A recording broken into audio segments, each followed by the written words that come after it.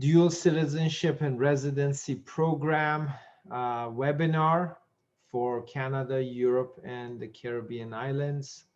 We're just going to give it about a minute before we start. Today, we're going to cover different programs for business owners and investors who want to immediately obtain residency or dual citizenship in high demand countries. So thank you for joining us today. INGWE Immigration, based out of Canada, in partnership with KAVAH Group, headquartered in Ghana. So we're going to slowly start to move on here.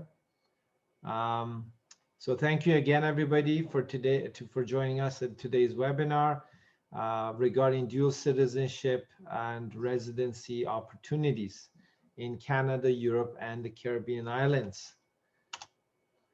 So we're INGWE Canada. Officially, we're called INGWE Immigration. We're a licensed global citizenship and residency consulting firm. We're based out of Toronto, but we are handling all sorts of residency and investment programs for global mobility. We have 3 offices worldwide. We serve over 25 countries in terms of our clientele. We have more than 15 members in our Canadian operations and our liaison offices. We support more than 7 languages, which allows us to localize our services for our clients. And we process citizenship and residency programs from more than 15 countries around the world. You can check us out online and, as well as our Google reviews.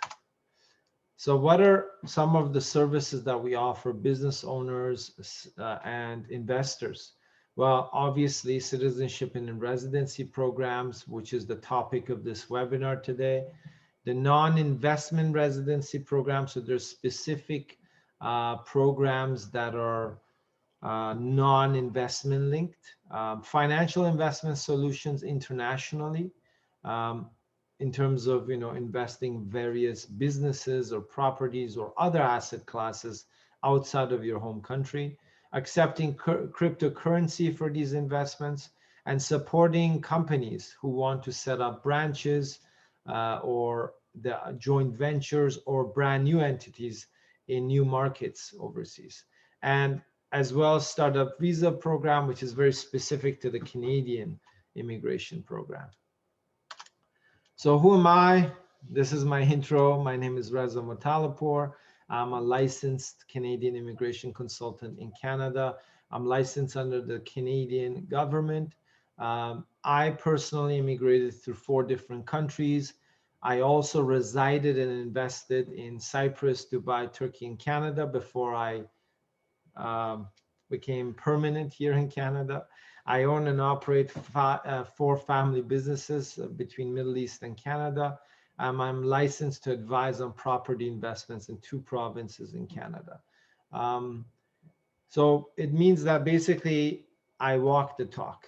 Okay, so if I'm suggesting to go for a specific residency program or an investment or an immigration program, I've been there probably, or at least one of my family members.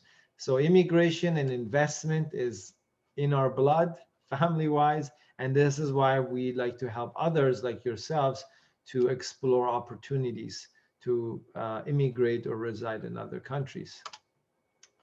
Our contact info is there, our website, our consultation store where you can book consultations, ingwe.ca/store. We're on all the major social media platforms. You can reach out to us through our website, through our WhatsApp on our website, and all the social media channels that are available. So here's a quick note about the people who are attending today's webinar. So today's focus is about investment, residency, and citizenship programs. So typically for investors and business owners. There may be some of you who are looking for more skilled immigration or professional type immigration that is not linked to investments or large amounts of money. Stay tuned in the future. We will offer different webinars and information sessions about other methods of immigration. So don't be disappointed in case it's this webinar is a little bit different than what you had expected. But today we're concentrating on basically investors who are looking for fast track paths. Because if you're looking at, let's say, applying for a visitor visa or work permit or a tourist visa, like a study permit from regions such as Middle East and Africa, the refusal rates are quite high. But when you're going through the residency citizenship programs, it doesn't matter what nationality you are. It doesn't matter if you've never traveled anywhere in the world. If you have the eligibility criteria, you will be approved. So this is why we're doing this as the path of least resistance in terms of dual citizenship and residency. Here's a quick snapshot. So why are we doing this webinar today? Take a look at these countries in Africa. So there's over 54 countries in Africa. There's over 1.2 billion people in Africa. And these are the visa-free countries. Okay, I put Iran in the corner there because I'm from Iran originally, and it's bad. It's 40 countries that they can travel visa-free. But if you look at all the other countries, this is just a sample, obviously, of the 54 countries on the African continent. They're typically around the 50 to 60, except South Africa, which is 82 countries. This means that these are the number of countries you can travel without previously applying for a visa. So you're either visa exempt or you obtain visa on arrival. So let's look at the countries that we're going to cover today. Oh, sorry, I jumped a slide early here. And basically look at the left column, which is the previous slide, all these, a sample of the African countries plus my home country, Iran. And then look at the ones on the right. Huge difference, right? I mean, Canada, 189 countries. There's 196 countries in the world, folks, okay? I think there's about 251 countries and territories, which the United Nations has recognized, but officially there's about 196 or 5 countries. So when you're looking at countries like Spain, Portugal, Malta, Ireland, UK, Canada, 185 of those, you don't even need a visa. You just book a ticket and you fly. That's it. No lineups at the embassies, no worrying about, will me and my family receive a visa or their study permits will be refused. So you look at the difference between the two columns, and there's what, a 3 or 4 times, and sometimes even a 5-time difference, a multiple of 4 to 5. So it's huge.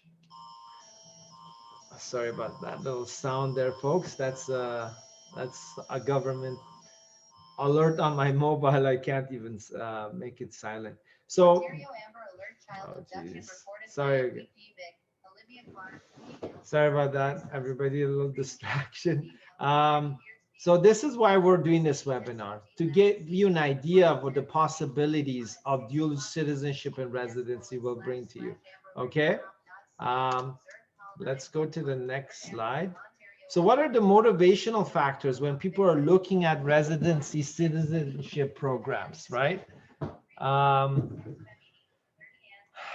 They're flexible travel. Like I mentioned, you're an investor, you're a business owner, for you or your family, you don't want to go in lineups. You don't want to go through all the paperwork every time you want to apply for a visa to travel to Europe or the US or UK or Japan or Switzerland or anywhere, right?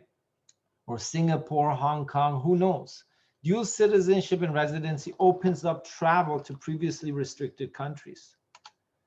Business. So as an alternative, residency citizenship opens new markets for those who want to expand their businesses to those markets or set up branches or new businesses. I mean, personally, I was in Dubai. I know, for example, a lot of people went and set up operations in Dubai, but you can set it up anywhere when you have that flexibility, right? You can just get on a plane, go and set it up, or set up business meetings with potential clients or suppliers. Safety and security. So this is a huge theme, especially when you look at Asia, Middle East, Africa. It's financial, political, and economic. I mentioned instability, but you're looking for stability. or personal security for yourself and or your family back home. So as an alternative plan B, sometimes many business owners, investors, they choose to have a plan B ready, a dual citizenship, another passport, another residency, just in case, or to diversify their investments, not to keep all their money in one currency in one country for various reasons. And of course, we have quality of life. This is a huge factor across the globe. Everybody's looking for better quality of life. So it's not that you don't like your own country. Of course, everybody typically loves their own home country if they don't feel persecuted. But the point is, for yourself, your family, your children's future, you're looking for stability, a better future, better public services, education, climate, and even sometimes population because of overcrowdedness, and the option to retire in a safe and enjoyable country. So the motivational factors can be across the board, and each person has their own preference. And tax planning, of course. So a lot of investors and business owners initiate multi-residency arrangements to lower their tax burden in their home country or to maximize their income, right? Whether it's business or personal.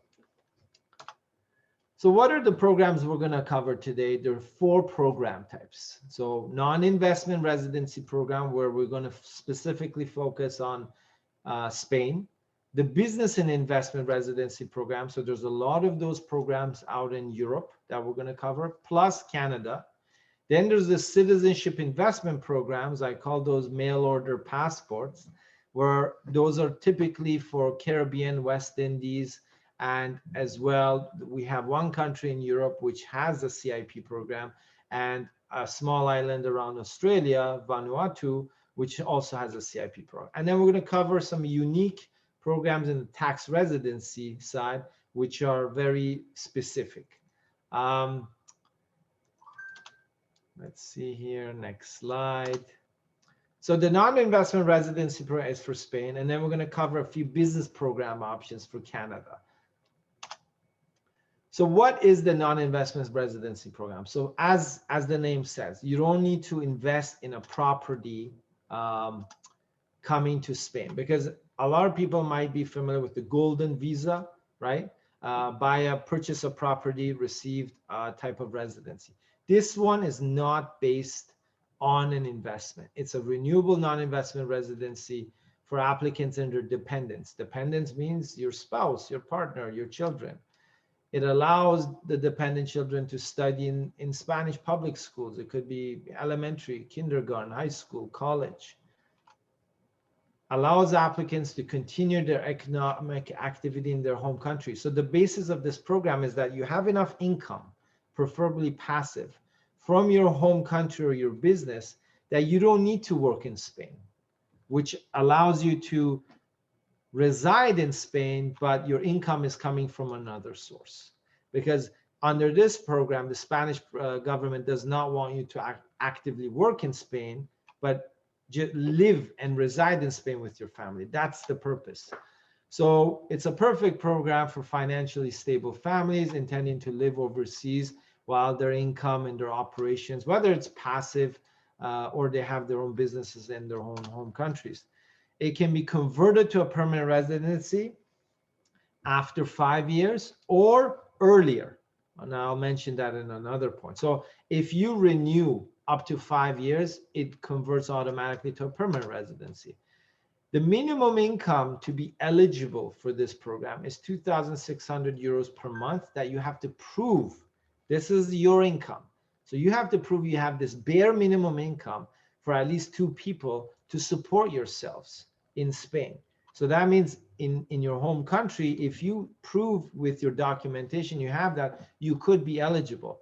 Obviously, your family size is bigger, you need to prove more income. But this is the bare minimum, and we always suggest not to go with the bare minimum.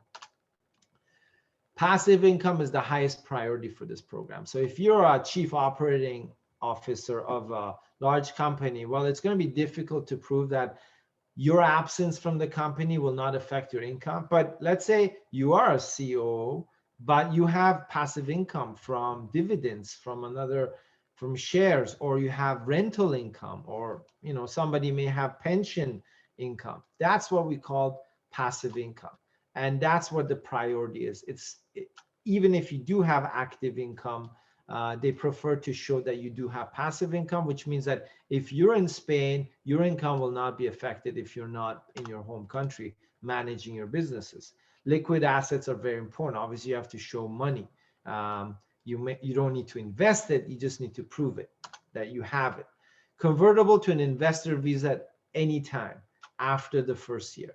So a lot of people, they invest in these golden visas in Europe, purchasing a property, very expensive properties, which we'll see later on in this presentation. But then they've never lived in these countries. So how do you go and purchase a property in these countries and you've never visited? So this is why this program is so ideal. You can come in, try it out. It's kind of like try and buy.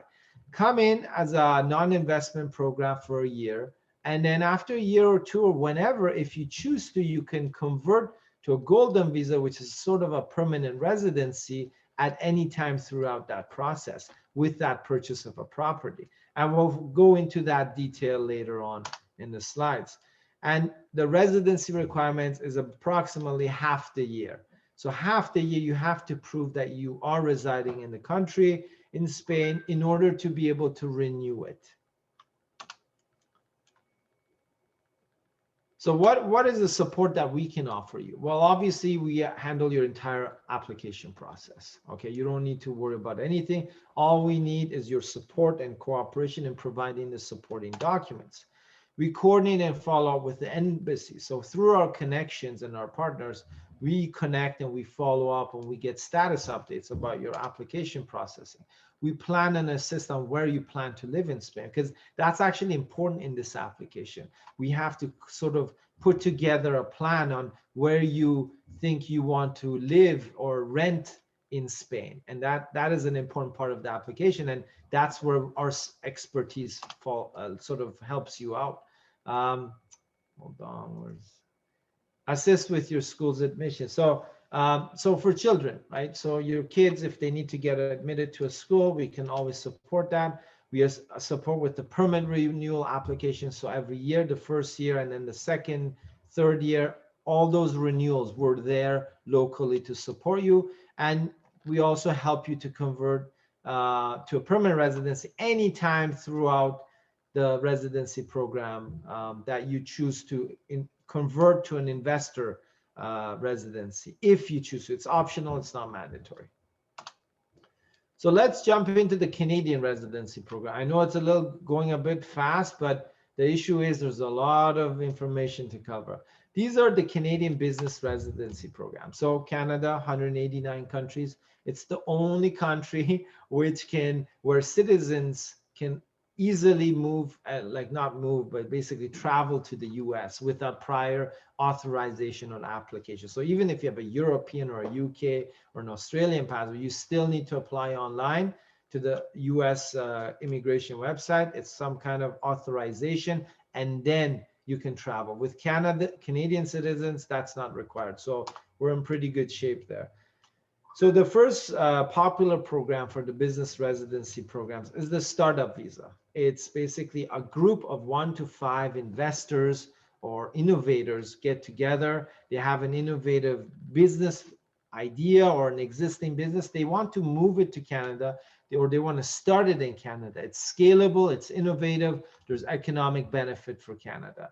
And this will lead to a permanent residency on arrival to Canada. The key is you need a business accelerator, an angel investor, or venture capital to support your idea to come to Canada. And that's where we help you out. The key is that the group has to show liquid funds, typically $300,000 or more. The group members as a whole have to prove that they have those liquid funds to invest. So the intention has to be there. Another program for Canadian business immigration is the intercompany transfer.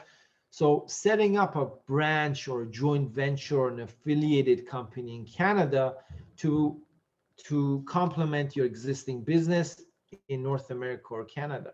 Expand your market, suppliers, or selling your products or goods there. So for whatever reason, We would receive a work permit for either the manager or one of the key shareholders or more than one, and the minimum investment should be $150,000 or more typically.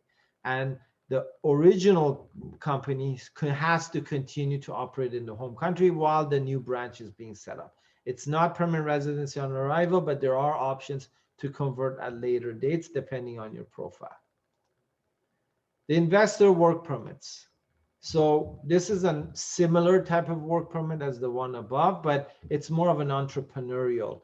So you come in, you want to invest a significant amount in a specific industry, and it will bring economic benefit to Canada. You would be able to apply for a work permit, an investor work permit, depending on your background and the industry you want to invest in. It's not permanent residency on arrival, but the option is there later on to convert. But again, it's not for everybody. A lot of the programs in Canada are based out of the provincial. So they're kind of like states. In the United States, they call them states. In Canada, we call them provinces. They have their own entrepreneurial programs. The main difference is you need minimum net worth. Minimum net worth is you and your spouse.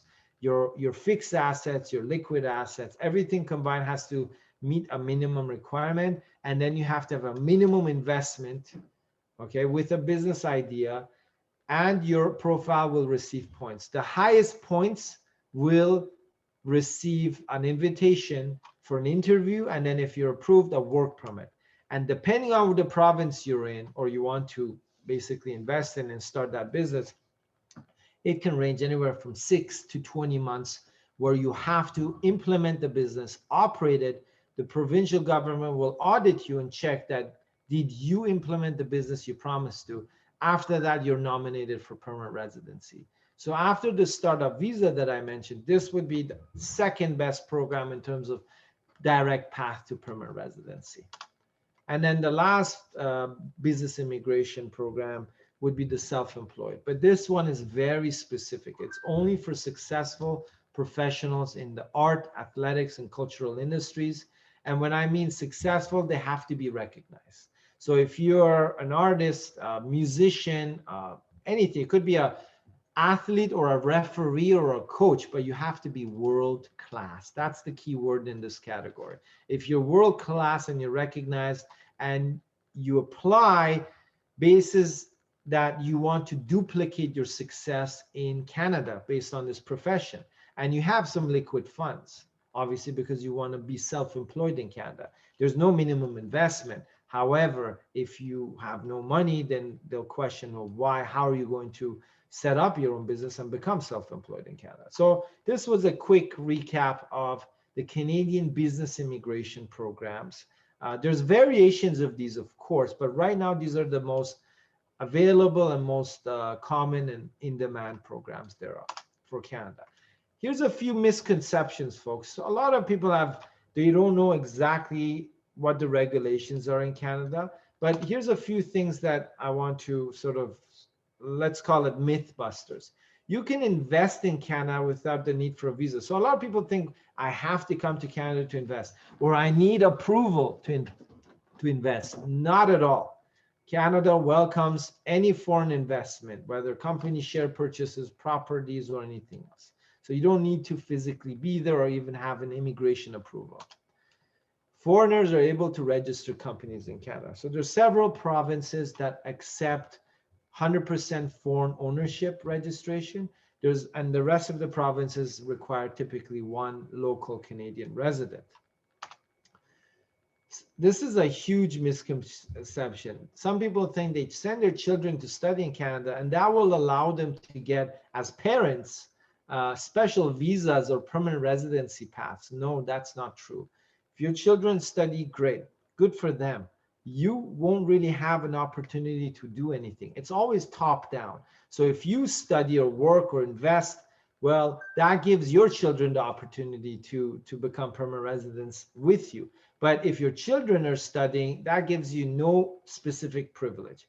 Maybe you can get a visitor visa and visit them, but you don't get any kind of special visa or permanent residency. You'd have to do your own application under a different program, let's say a business immigration program or something else. And this is again a topic I touched on earlier in the presentation, that visas such as visitor visas, study permits, work permits for Canada have very high refusal rates for African and Middle Eastern countries. So this is a reality. Okay, and this is very unfortunate. I'm Middle Eastern myself, so I completely understand. And that's why we're touching on this subject today on business immigration and these residency and citizenship programs across the world, where based on your business success and your basically how much you have, you can sort of buy yourself through this this process, and you don't need to be at the mercy of these high refusal rates of these temporary visas. So let's look at these residency investment programs. Okay, here's a huge chart. I don't want you to be overwhelmed. Okay, we're going to go one by one. We'll start at the very top with the Spain investment. So we have the countries on the left, and then we have the different columns there. So the Spain investment is the golden visa. You purchase a 500,000 euro property, you receive permanent residency. It takes a couple months, not long. If you become a citizen, eventually you have access to these countries, which we named number of countries for visa-free access, not as a resident, but later on when you become a passport holder. You need to reside in the country at least half of the year to maintain your residency. And after 5 years of that golden visa or that investment residency, you could be eligible for citizenship, which basically means you receive a passport. The Spain non-investment is what we just covered in the last few slides. It's no investment. It takes about 3 months to process. During COVID and lockdown, obviously these are affected because it's a type of a visa. But we expect things to open up later this year. Again, it's Spain, and 5 to 10 years you can convert to a citizenship. So if you come through the Spain on investment program and you're there and you renew it for 5 years, then you convert to a permanent one, and then you stay another 5 years under the permanent one, and then after 10 years you receive the citizenship, or you'll be eligible to apply for citizenship. So the main difference with the one in the top column is that you purchase a huge property, 500,000 euros, then you're there for 5 years. The Spain non-investment program means that you don't buy your way in, but you're basically spending more time in the country. So it's 10 years compared to 5 because you came through the non-investment route. And then, of course, we have Portugal in the third row, which is, again, a property investment. It's all, again, called a golden visa, 280 to 500,000 euros, depending on the region, the city. So these small rural areas, you're going to invest less. If you want to go to Lisbon, you're going to spend 500,000 euros. There's an optional donation of 250,000 euros. That means if you don't want to buy a property, you can donate into a art historical type foundation in Portugal, and you will receive this permanent residency. Processing time can be, let's say, up to 2 months. The Portugal citizenship allows you to travel to 186 countries visa-free, and the physical presence is 7 days during the first year and 14 days every subsequent year. You need to spend or at least have that residency in place for 5 years. Then you have to prove that you've integrated into society to be able to apply for your Portugal citizenship. Let's go into the fourth row here. It's Malta. So Malta is very active, very aggressive in terms of attracting investors. And we'll see that they also have a citizenship investment program.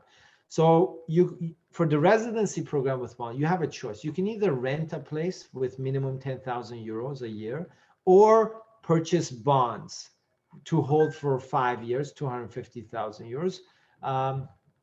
You do have to add and do the donation as well, the 30,000 euros. That's in addition. The processing time is approximately 6 months.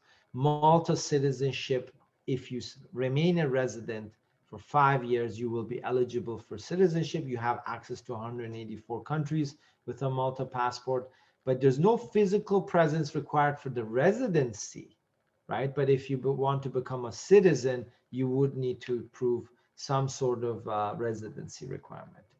Let's go into the next row, Canada, on the bottom left there.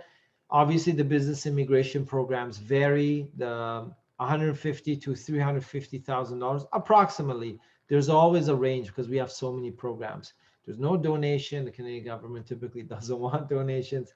Processing time is long. So to obtain your permanent residency, you could be looking at 2 to 3 years at least.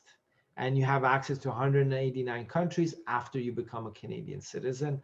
Physical presence required. Of course, in order to maintain your residency, you need to spend 2 out of 5 years in the country. If you want to be eligible for citizenship, you need to spend 3 out of 5 years in the country. The next row is the US EB-5 investment program. This is a very popular program. Basically, it's a passive investment program that allows you to receive a conditional green card. You can invest 900,000 US in a targeted employment area in Canada, in the US, where specific projects which are designated. That means you invest in these projects that are designated and approved by these investment centers. And the minimum amount is 900,000. If you don't invest in a TEA, which is a targeted employment area, the number goes above 1 million. For African, Middle Eastern countries, I would say 12 to 18 months processing time.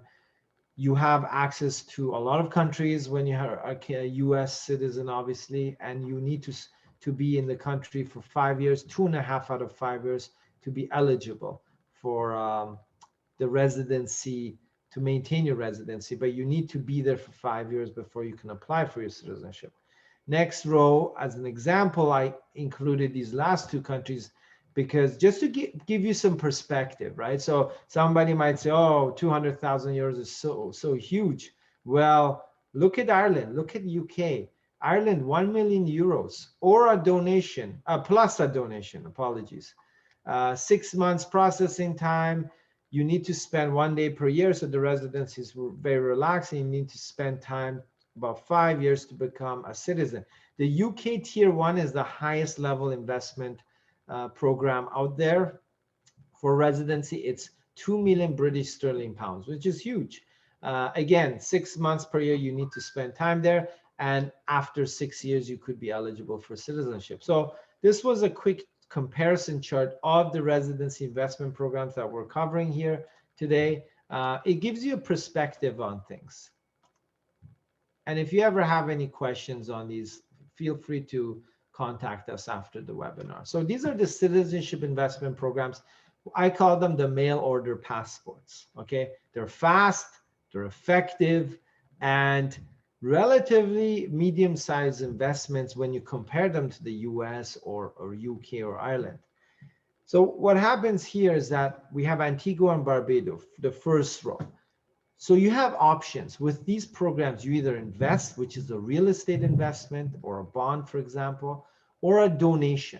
So in the first row, you see that, okay, Antigua, Barbados, you invest $200,000 in a real estate investment, or you donate anywhere 100 to 250,000 US. It depends on your family size. So that means if you're 2 people or 4 people or 5 people, the investment amount can range. Processing time, typically 4 months. You have access to 165 countries to travel. So that's great. And you only need to spend 5 days in 5 years to maintain that citizenship. So these are not residencies. You become naturalized. So you will hold these passports. And to obtain this passport, you don't even need to go to the country initially. It's actually couriered to your address. So the next one is Dominica. Dominica is actually very popular. These are mainly islands in the Caribbean. $200,000 US investment in real estate, depending on your family size, or the donation. And these donations go to the government funds, which are economic funds to develop the local economy. Processing time is 3 months. You have access to 140 countries. There's no physical presence. You never have to step foot on this island. Grenada, similar, a bit higher investment values for the real estate, 220 to 350,000, depending on your family size, or an optional donation to the government fund of 200,000 for 2 people. Processing times is very fast, it's 2 months. Number of countries, 144. Physical presence required, never. So you just get your passport, and throughout the lifetime of you being a Grenada citizen with their passport, you don't even need to visit the place or ever step foot there. St. Kitts Nevis, the next row, that's again a very popular program. It's been around for a while. The real estate investment can range from 200 to 400,000, depending on your family size and the type of real estate project, because these are typically approved real estate projects by the government there, or an optional 150 to 195,000 donation. So either or, it's not both. Processing times are very fast, 2 months. You have 158 countries with this passport that you can visit, and there's no physical presence. So again, we courier it to your door. It's as easy as that. St. Lucia, bigger investment. So either a $300,000 real estate investment or a $500,000 to $550,000 bond investment that you hold for 5 years.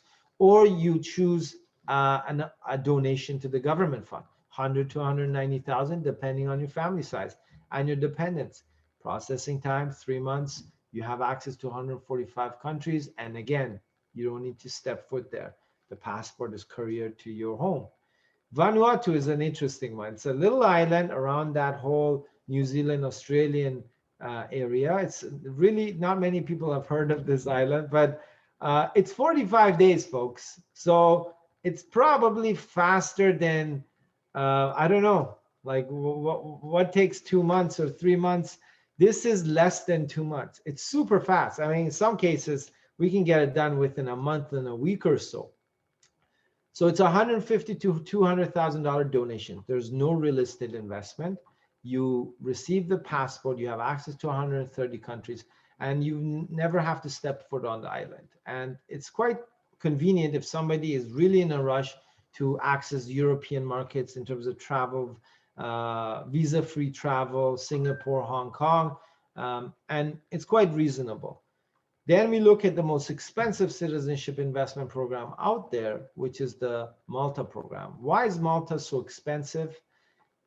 It's actually a combination of both columns, so it's not an optional. So you have to rent at least a place in Malta for at least 18,000 euros or more, or invest in real estate, plus the donation of 610,000 plus 50,000 euros per person. It's huge, right? Why? Well, Malta is the only European country which is sort of has the citizenship investment program, and you get access to 184 countries. You can live and reside, work, study anywhere in Europe when you're a citizen of Europe, which is great. And this is why it's so expensive. It's quite unique. It takes about 12 months. You need to have approximately a year of residency to finalize your citizenship there. So there's a few hurdles to jump. The investment is huge. But again, this is the only European country where you can sort of skip a lot of the residency requirements and go directly to naturalization, i.e. Obtaining a passport. So what are the advantages of these programs that I just talked about? Well, why should we even consider these programs? I mean, somebody could be like, hey, why don't I or Europe? Well, these Caribbean islands and plus Vanuatu, many of these programs allow your parents and grandparents who are 65 and plus to be included in these applications, right? So that's huge. So you pay an additional fee, and your parents and grandparents can become naturalized like yourself and receive these passports. Dependent children are up to the age of 30. So that's huge. A lot of people, especially in Middle East and other countries or Asia, their kids live with them till they're, I don't know, 20 something. In Canada, they consider a child or a dependent under the age of 22. So if you have children who are 24 living with you and you want to immigrate to Canada, it's going to be difficult. They have to have their own separate application. So that's the advantage with these citizenship investment programs for the Caribbean islands and Vanuatu. Easy documentation. It's quite easy. You need a police certificate, medical report, some application forms we help you with, and proof of funds. So basic resume, your business background, proof of funds, a little bit of paperwork here and there, and we can get it done very quickly. So compared to the US or or even Europe or Canada, where you might be stuck with paperwork for a whole year or 6 months, this is a very easy process for these CIPs, Citizenship Investment Programs. Fast processing times, 3 months versus 15 to 20 months. That's huge, right? I mean, if somebody doesn't have the time, they're an excellent choice. If you're very patient and you don't care what will happen in 2 years, you can take the longer route. Real estate options. So typically most of the real estate investments you can sell after 4 or 5 years. You can obtain rental income during this holding period for these citizenship investment programs, for example, Antigua, Grenada, St. Lucia, St. Kitts, so all the Caribbean islands which I mentioned. Yeah, don't leave the comfort of your own home and receive a dual citizenship. So you don't even need to step foot outside. It's great, to be honest with you. So here's some unique programs I'm going to cover today. There's 2 islands, okay, that offer tax residency. They're very unique. I thought I would include these just for reference points. So the Anguilla tax residency requirement. Anguilla is a nice little island, you know, beautiful. In order to become a tax resident of that country, and you need at least $75,000 annual income, US dollars. No, sorry about that. It's an annual payment to the government. That was my mistake. So you have to pay that. No matter how much your income is, you pay $75,000 to the government every year to stay as a resident. And you have to have property ownership of $400,000 plus on the island, and a bank account or some kind of membership or tie to the island. And you need to spend minimum number of time on the island. It's very relaxed, so you don't need to spend 6 months or whatever. Basically, you have a declaration that you don't spend more than 6 months of the year in another country because they want you to stay a tax resident of their own island. And that's the last point here. Declare and write into government that you spend less than 183 days per year in other countries. Proof of liquid funds available to cover the first 5 years income tax payment. So you need to calculate 5 times 75,000 to show that you do have the money to pay this annually to the government. You don't need to give them all the whole amount the first year, but they need to know that you have the capacity to do so. The Cayman Islands is the second island which offers tax residency options, right? So there's 2 options with the tax residency. One is the certificate of permanent residency with the right to work. So you can invest in a developed real estate, 2.4 million US on the island, and you receive permanent residency for you and your spouse. The second option is the certificate of residency without the right to work. You can invest in real estate, about 1.2 million US, and either keep a deposit of 480,000 plus the investment, or instead of the deposit, prove that you make globally an annual income of 144,000 US or more. So these are just tax residency solutions. They're not typically for everybody, but I thought I would just include them for as a reference point. So here's a snapshot of the Caribbean islands, the citizenship investment programs that we discussed. I wanted you to have like a visual of, okay, how many countries can I travel with the passports? What are some of the unique visa-free countries? So typically they're all like EU, UK. Some of them include Russia, like Grenada. You can even go to China without a visa, Brazil, and most of them, all of them do include Europe. So that's a given. St. Kitts, again, 158 countries, Hong Kong, Singapore, Russia, UK, EU. St. Lucia, some unique countries, Taiwan, for example. And Vanuatu, you can apply to Australia online for an E600 visa, which makes it easier than going to the embassy. Singapore, Europe, UK, and even Russia is included. So that's a quick picture of Vanuatu in case. And these are all little Caribbean islands. That's why they look so beautiful, right? So this is just a quick snapshot of what you're getting for your money. And here's a general comparison, okay? So the fastest programs to sort of medium processing times to the slowest programs. So it's interesting. So Vanuatu is definitely the fastest program out there. Relatively quick programs are all the ones in the middle column. So you've got your European countries like Portugal, Spain, Malta, and you have all the Caribbean because they're pretty fast, right? Like 3-4 months maybe. And the slowest programs, of course, are Canada and the US because Canadian immigration is slow and typically US as well. So let's look at the same countries, but from a different point of view. Highest value in terms of investment. So in terms of investment amounts that you need to make to obtain that residency or citizenship, look at that. Canada still remains on the far right. It was the slowest and it's the least amount of investment, right? In most cases, right? On the far left, though, you have the highest value investment, which are the Europeans and the Americans. Malta, UK, Ireland, US. So when you're looking at Europe and US, the passive investment programs that lead to residencies and or citizenships are really high. But the islands, which we discussed, all and the European countries like Portugal and Spain still remain in the middle. So it's medium processing times and the islands as well. And the investments amounts relatively are medium. So they're not as low as Canada and they're not as high as, let's say, Malta, UK, Ireland, and US.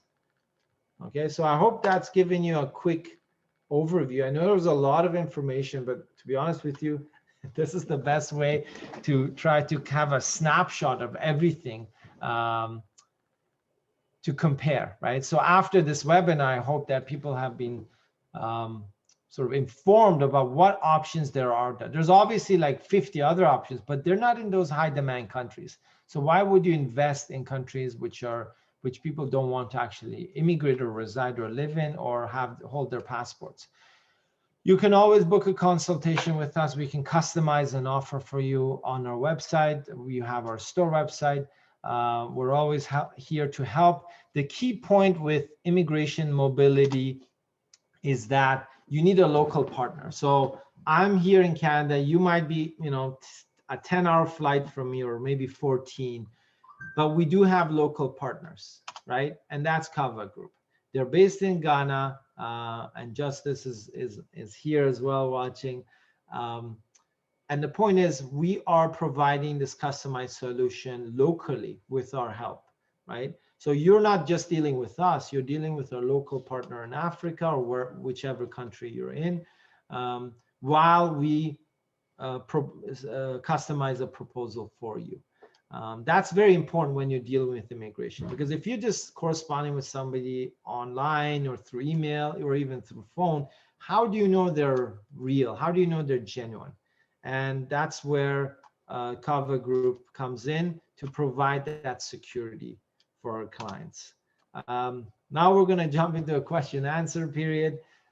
Any questions you have related to what we presented, we can have. And I'm going to invite Justice, because Justice had some questions about these programs. And feel free to send your questions or comments. We're, in the next few minutes, we're going to answer them clearly and clarify any points out maybe you missed or you misunderstood. Justice, what did you think? Well, I think it's great. Like we did say earlier, the issues with regards to professionals, yeah, who probably have some few probing questions in terms of, okay, how could they come to Canada? Yes. Through their professions and other things. Maybe you want to throw more light on that, since yeah, you have a little time. I mean, so if you're in a regulated profession, you will be basically, there's a lot of hurdles to go through.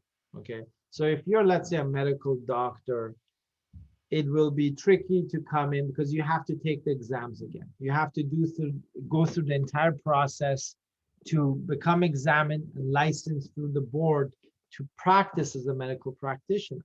But if you were, let's say, trained and licensed in the UK or US or Australia, for example, you can convert it directly. Okay, and there's a process based on a job offer. You can come in if somebody hires you, and we can connect you with the right people, of course. But that's only if you were, let's say, trained and licensed as a doctor, as an example, in the UK, Australia, or US. But if any other countries, then you have to go through the examination and licensing process again from scratch. So that could be years of studying and taking exams. If you want to do that, that's fine. But the point is, for specific regulated professions, it's not easy to transfer your expertise or your license to Canada, as an example. If you're an engineer, it's typically easier, right? But again, you cannot just immigrate because you're an engineer. You need an offer of employment from a Canadian employer. And right now, no, they're not typically hiring people who are outside of the country, right? If you are, let's say, another type of business professional, again, you could have any kind of background. The point is, if you want to come to Canada, you've got 2 or 3 options if you don't want to go through the business route. The business route is more secure, okay? You know what you're getting yourself into. With the skilled immigration route as well, because Canada invites skilled immigrants based on points. But if you're over 30 and you cannot gain a very high language score, and you don't have 2 post-secondary degrees, one of which should be at least a master's level, then you have no chance. So the people who do have a chance would be between the ages of 19 to 29, would have an equivalent master's degree and a language proficiency exam score of, let's say, 7.787, which is the IELTS exam score in each band, and at least 2 years of work experience. But again, how many people fall into that category? Not many, right? And if you want to apply for a study permit or work permit without the skilled immigration stream, then you're at the mercy of the embassy, which is going to refuse a lot of applicants in case you don't have a good, if you don't have a good travel history, and you don't have ties to your home country, like assets, like regular employment, right? You have to show your pay stubs, your income, your bank statements, your employer reference letter. Even if you have those and you don't have proper travel history, most likely you'll be refused a visa. And even if you do have those, there's a potential to be refused still.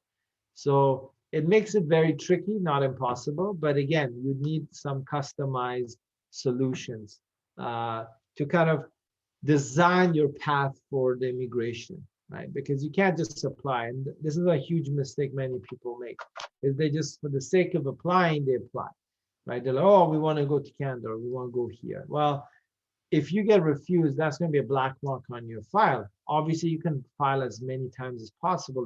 There's no limit.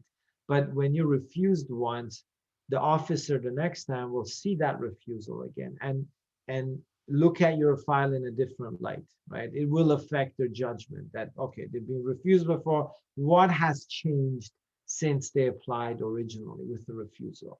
If you haven't changed your profile, then they're going to refuse you again. So that's why we always say, work on your profile, right? Don't just apply now because you want to go now. Maybe your profile isn't ready to apply for a visitor visa, a study permit, or work permit. There's a lot of programs, obviously, in Europe and Canada and other countries. But again, high refusal rates in the Middle East and Africa. And this is why business immigration, whether setting up a branch or investing, would be the most ideal routes, because it doesn't matter if you have travel history or not. Basically, you need to show proof of funds, your profile, some police clearance certificates, and your eligibility for those programs. The embassy, you're not at the mercy of the embassy of refusing you because you're from that nationality, right? Basically, you're kind of buying yourself in there through your financial resources and your business background, right? So that's Justice. Let me know what other questions you think people out there are contemplating or thinking about, or misconceptions that you think people have about immigration. Well, I think we have our attendees on the line. Okay. Maybe people have few questions they want to answer, ask. Yeah, if anybody can chat, they can put it in the question answer or the chat window if they have a question. But if they don't, that's fine. They have your contact info, our contact info. And if you do contact us, please let us know that you found us through the webinar so we know we can keep track of that. But in general, they can, if you need any clarification, or if you want us to assess your eligibility, right, just reach out to us and we will work with our partners in Africa, KAVAH Group, to assess your eligibility for different programs. So there's a lot of options out there and it's overwhelming. Therefore, I would say that you need somebody that has experience dealing with different programs, different countries, different situations, and different nationalities. Okay. A lot of people may advertise that they have that expertise, but you have to be very careful with that because, and just as you know as well, in immigration, sometimes people have had very bad experiences because they've trusted the wrong people. So it's not wrong to trust, but it's incorrect to trust the wrong group, company, or people because they may make false promises. And what you get with us is that we assess you and we let you know that you're eligible, let's say, for these 1 or 2 programs, or you're not eligible at all.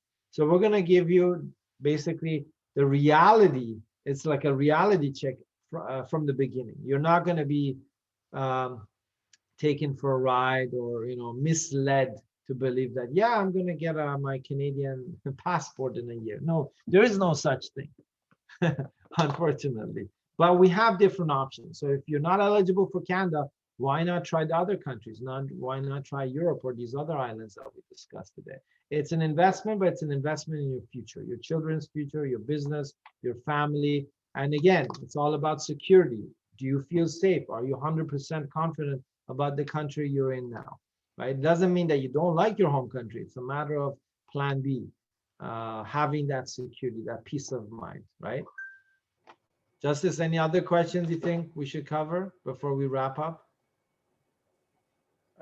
I guess for now we should be okay. I'm just trying to see if there were any questions around, but it seems we don't have any questions. Yeah, it was an overload of information, but the last point to make before we sort of wrap up here is that you don't need to memorize everything we just told you. Okay, you don't need to know the program yourself. Basically, you give us your profile, you contact us or Justice through KAVAH Group. You give us your profile and we let you know, okay, these are the programs you're eligible for, or these are the programs that maybe you might have to make some adjustments to your profile and you would become eligible. And from then on, you can sort of plan your path for this immigration or the mobility, whether it's citizenship, residency, or any other type of program. So again, remember, you are not supposed to be the expert. You don't need to memorize everything. Just connect with us and we'll take care of the rest, okay? Excellent, right. Thanks a lot, Reza. Yeah, appreciate it. Thanks for KAVAH Group for basically co-hosting this session and INGWE Immigration again. And stay tuned, follow us on our social media and website, and we will have information sessions on different subjects in global mobility and immigration in the future. Thanks to you, everybody, and take care. Have a good night. Okay, thank you. Thanks, Justice. Take care. Thank you. Bye-bye.